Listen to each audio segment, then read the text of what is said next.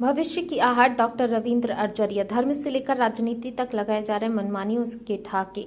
सामाजिक सरोकारों को पैसों की ताकत से खरीदने की होड़ लगी। बंगाल में फिर नोटों के पहाड़ मिले। पादरी के अंडरवर्ल्ड से संबंध उजागर हुए। विवादास्पद पादरी से राजनीतिक दिग्गजों की खास मुलाकात हुई।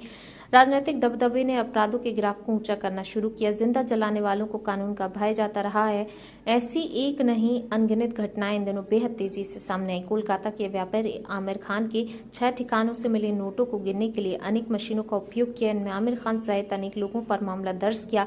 मोबाइल गेमिंग के माध्यम से धोखाधड़ी करके यह धन जाम करने की बात सामने आई है। जालसाजों का ये गिरोह ऐप बनाकर उसे लॉन्च करता था, फिर शिकार तलाशता था। शुरुआती दौर में कुछ लोगों ने ज्यादा कमीशन पाने के लिए निवेश शुरू कर दिए थे। बाद में ऐप के अपग्रेडेशन के नाम पर निकासी बंद कर दी गई और हड़प गया लोगों के पैसे। दूसरी ओर चर्च ऑफ नॉर्थ इंडिया के मॉडरेटर बिशप पीसी सिंह द्वारा दाऊद इब्राहिम के दाहिने हाथ माने जाने वाले रियाज भाटी के साथ मुंबई जिमखाना की जमीन का सौदा 3 करोड़ में करने का मामला सामने आया। रियाज भाटी की गिरफ्तारी के बाद उसके पास मिले दस्तावेजों में मुंबई जिमखाना जमीन का एग्रीमेंट भी मिला।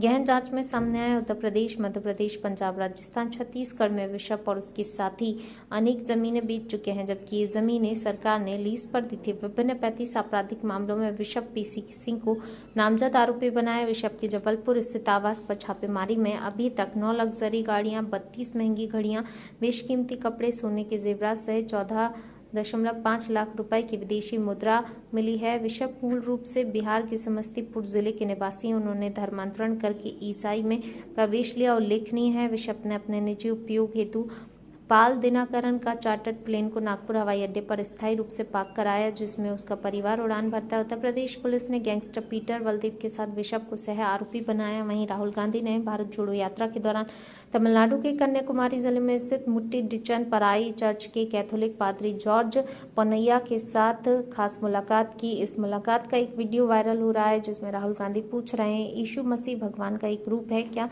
यह सही है? इसके जवाब में पादरी जॉर्ज पोन्निया ने कहा कि वह असली भगवान है कहा कि नहीं, वह असली भगवान है। उल्लेखनीय है कि यह वही पादरी है जिन्हें मदुरई के काली कुडी में प्रधानमंत्री नरेंद्र मोदी, गृहमंत्री अमित शाह सहित प्रमुख मंत्री और अन्य के खिलाफ कथित रूप से अभद्र भाषा का इस्तेमाल करने के आरोप में जुलाई माह में गिरफ्तार किया गया था। ऐसे व्यक्ति के साथ राहुल गांधी की खास मुलाकात बातचीत को लेकर चर्चाओं का बाजार गर्म। एक अन्य घटना में झारखंड फिर सुर्खियों में आया, जहाँ के मुख्यमंत्री दर्दनाक हत्याओं के मामलों को आम घटना करार दे चुके हैं।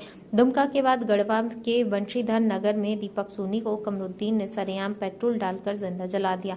दीपक का दोष केवल इतना था कि उसने कमरुद्दीन को उसी की ही जाति के एक अन्य व्यक्ति को सामाजिक रूप से गाली देने से मना किया। क्यों झगड़ा कर रहे हैं? इतना कहते कमरुद्दीन ने अपनी जाति के एक व्यक्ति को छोड़कर दीपक पर आक्रमण कर दिया, फिर पेट्रोल डालकर आग लगा दी। काफी देर बाद दीपक को अस्पताल पहुंचाया। इसी तरह की एक घटना दिल्ली के मंगोलपुरी में गणपति विसर्जन के दौरान घटी। अरमान भी गणपति विसर्जन में गया था, उसके चेहरे पर गुलाल लगी थी। घटनास्थल पर मौजूद हकीम ने बताया, वहां मौजूद कुछ मुस्लिम युवकों ने अरमान से पूछा कि तुम कैसे मुसलमान हो? इस पर अरमान ने कहा कि ना मैं मुसलमान हूँ ना हिंदू हूँ, मैं सिर्फ इंसान हूँ। इस पर युवक भड़क गए और चाकू से तीखे वार करते चले गए। अरमान को अस्पताल ले जाया, जहां उसे मृत घोषित कर दिया। इस प्रकरण में शाहरुख सैफ सहित एक अन्य को गिरफ्तार कर लिया गया, जबकि बाकी आरोपियों की तलाश जारी है। गिरफ्तारी से पहले आरोपियों ने एक मंगोलपुरी के ओ ब्लॉक में अनुराग और रवि पर चाकू से प्राणघातक हमले किए। दोनों घायलों की स्थिति खतरे में बनी हुई है। वर्तमान में घटनाक्रमों की सुखद कदापि नहीं कहा जा सकता। देश में संवैधानिक व्यवस्था के समानांतर अनेक सक्षम लोगों द्वारा मनमाना कृत्य किया जा रहा है। कानून का डर पूरी तरह जाता रहा है। केवल निरीह लोगों पर ही नियमों की लगाम कसी जा रही है और उन्हीं के खून पसीने की कमाई पर अफसरशाही को मोटी पगार का नजराना भेंट हो रहा है। धर्म से लेकर राजनीति तक लगाए जा रहे मनमानियों के ठाके। इन ठाकों को यदि समय रहते रोका नहीं गया तो आने वाला समय बेहद कठिनाई भरा होगा। इस बार बस इतना ही। अगले सप्ताह एक नई आहट के साथ फिर मुलाकात होगी।